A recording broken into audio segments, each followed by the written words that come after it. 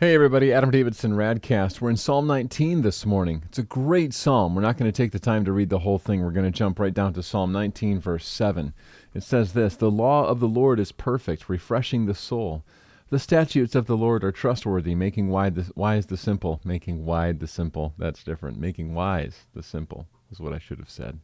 "The precepts of the Lord are right, giving joy to the heart. The commands of the Lord are radiant, giving light to the eyes. The fear of the Lord is pure, enduring forever. The decrees of the Lord are firm, and all of them are righteous. They are more precious than gold, than much pure gold. They are sweeter than honey from the honeycomb." All right, so let's talk about this for a second. This is a great psalm. And the first line, verse 7 that we read this morning, "The law of the Lord is perfect, refreshing the soul." I don't know what your response to that is, but I kind of bristle a little bit. Let me explain why. You know how you're driving along and the speed limit's 45 and you're going like 47, and the kid in your back seat, probably your own, says, "Dad," because that's what they call you, "Dad, you're going a little bit too fast. Isn't the speed limit 45?" And you kind of go, "Ugh," like that, just a little bit, because you know that they're right, but then again, come on.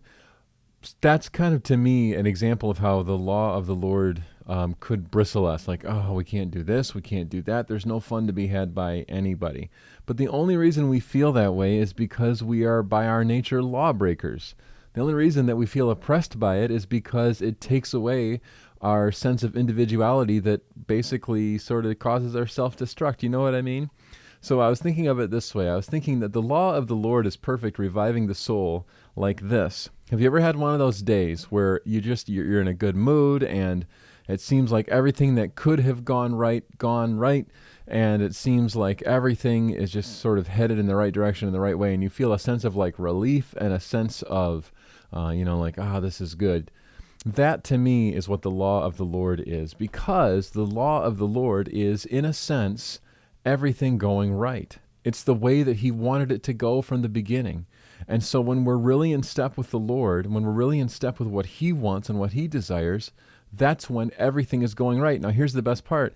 That has nothing to do with external circumstances. This is all internal. It's of the soul. And so then I jump down to verse 12, "But who can discern their own errors? Forgive my hidden faults." And so the psalmist is hitting on what's true of all of us. It's that we know what is right, and yet we cannot. It's very similar to what Paul says in Romans 7. I hate what I do. I wish that I did what I wanted to do, but I don't do that. I do the opposite. But he says, thanks be to God for Christ Jesus. And it's Jesus who gets it right. And so our best bet is to follow him. He's the one that gets the law right. And in following him, there is grace and mercy and hope and joy. So choose joy. Happy Monday. That's RadCast.